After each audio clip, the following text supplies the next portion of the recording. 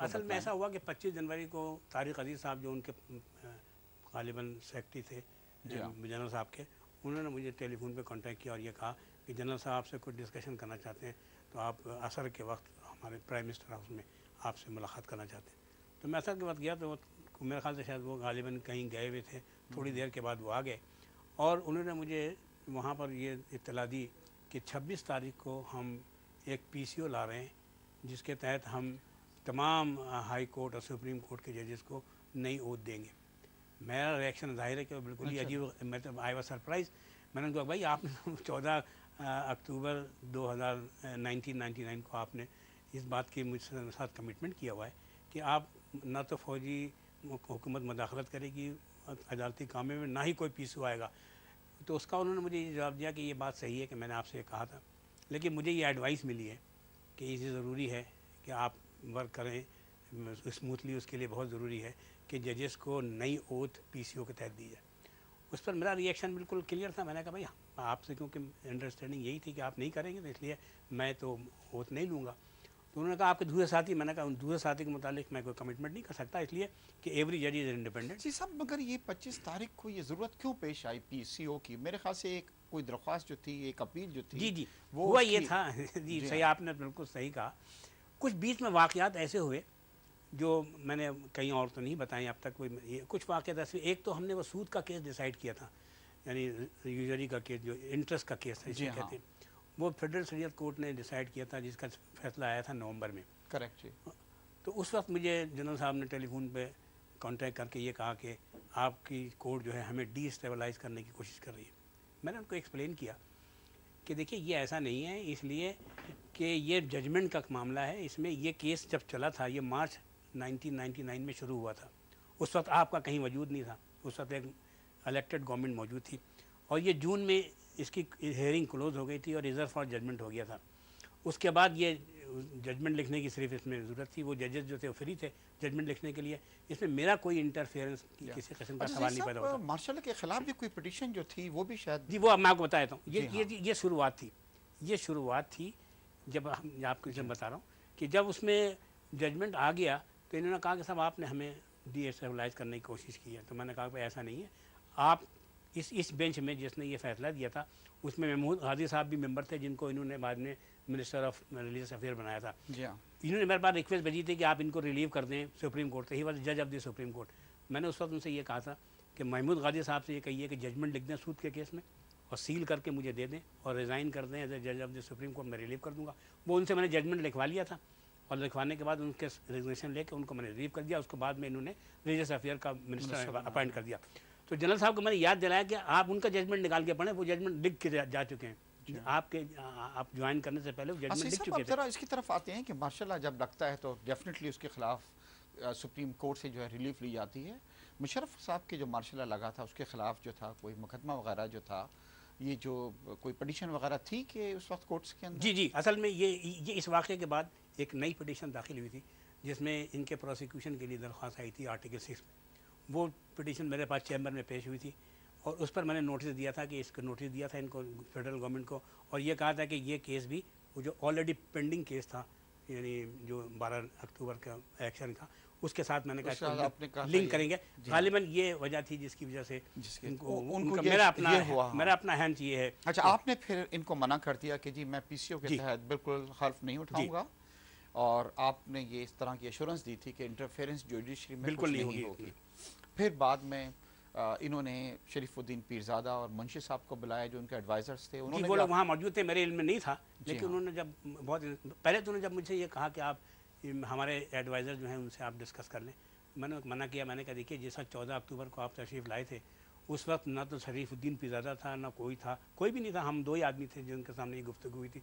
انہوں نے کہا ہمیں ایڈوائس ملی اس لیے آپ میری سیٹسفیکشن کے لیے آپ ہمارے ایڈوائزر. اچھا، انہوں نے بھی جوائن کر لیا. پھر تھوڑی دیر کے بعد ان کو بلایا گیا. وہیں موجود تھے پرائم منسٹر ہاؤس میں. دونوں موجود تھے. وہ آئے اور ان سے پھر ہماری جو گفتگو ہوئی اس میں انہوں نے مجھے یہ کہا قائل کرنے کی کوشش کی. جی مجھے قائل نہیں. انہوں نے ایک عجیب و غریب بات کی. انہوں نے مجھ سے یہ ڈیمانڈ کیا کہ آپ ہمیں یہ ایشورنس دیں گے کل سے کیونکہ نیکسٹ ڈے سے کیس شروع ہونے والا تھا. جی ہاں. تو وہ انہوں نے کہا کہ آپ ہمیں یہ ایشورنس دیں کہ آپ ہمیں power to amend the constitution دیں گے اور ہمیں لیجیٹیمیسی دیں گے.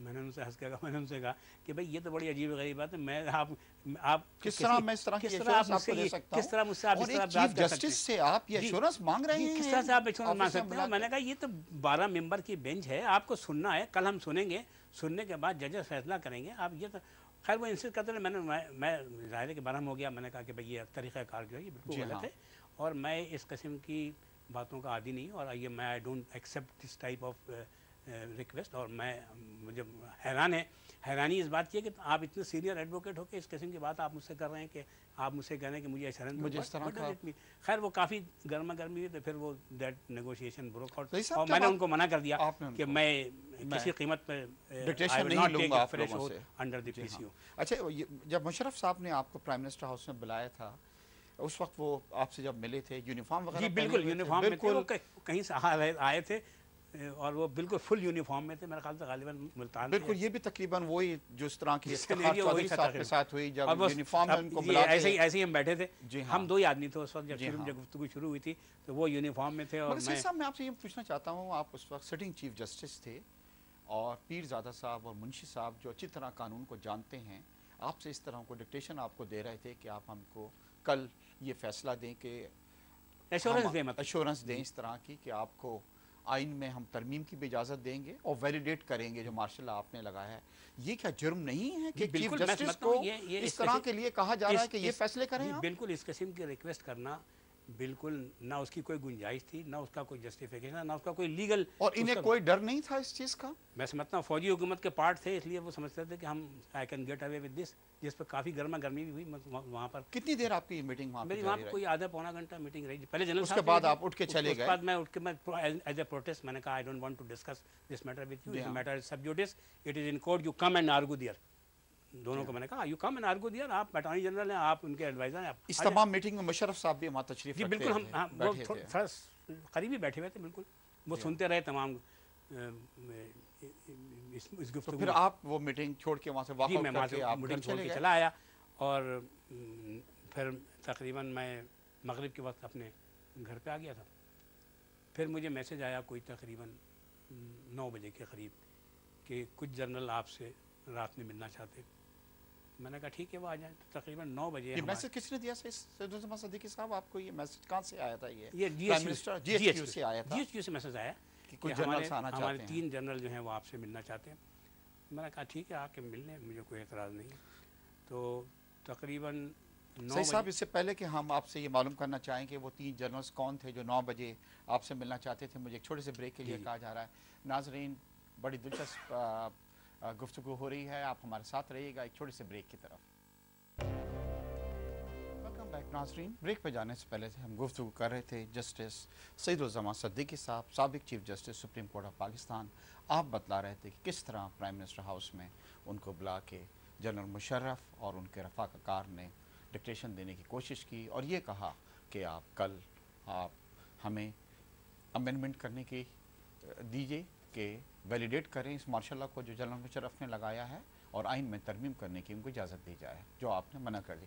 अच्छा, सईदुल सिद्दीकी आप सब बता रहे थे कि फिर आपको ये मैसेज मिला कि कोई 3 जनरल साहब से जब मैं वहाँ से वापस आया तो मुझे कोई 9 बजे के करीब ये मैसेज आया जीएचक्यू से कि 3 जनरल आपसे मिलना चाहते हैं रात में। मैंने उनको कहा कि ठीक है वो आ सकते। तो तकरीबन रात को 9:15 बजे के करीब 15 मिनट के अंदर 3 जनरल, एक तो जनरल मोइनुद्दीन हैदर साहब, उस वक्त वो थे interior minister, general Moinuddin Haider साहब। दूसरे एहसान साहब थे, जो जनरल एहसान जो बाद में ISI के चीफ बने और फिर chairman joint chief of staff committee बने। अच्छा, उस वक्त ये शायद मिलिट्री इंटेलिजेंस के चीफ MI के वो चीफ MI के, जी हाँ। और तीसरे उसमें जनरल महमूद थे जो कि गालिबन हीरो समझे जाते थे वो इस पूरे ऑपरेशन पूरे जो वो कॉप्स 10 के उस वक्त वो कमांडर थे। ये 3 हज़रात रात को तकरीबन 9:15 बजे आए और उन्होंने मुझे आके ये कहा कि हम जनरल साहब का पैगाम आपके पास लेके आएँ कि आप मुल्की मफाद में सवेरे ओथ ले लें as chief justice of Pakistan PCO के तहत। मैंने उनसे कहा भाई मैं जनरल साहब को मना कर चुका हूँ, जनरल साहब से मेरी बड़ी तवील गुफ्तगू हुई है, आज ही हुई है और मैं अभी मगरिब से पहले उनके पास था। तो उनको मैंने मना कर दिया, इसलिए वो हम रिव्यू नहीं करेंगे, इसलिए कि ये उसूली बात है, आप जो कुछ कर रहे हैं। उन्होंने बड़ी उसमें उन्होंने कन्विंस करने की मुझे कोशिश की कि ये मुल्की मफाद में है और आपके हम चाहते हैं कि आपकी رہنمائی میں ہم یہ کہتے ہیں کہ دیکھیے ہماری رہنمائی میں یہ کام نہیں ہو سکتا، اس لیے کہ آپ نے جو طریقہ کار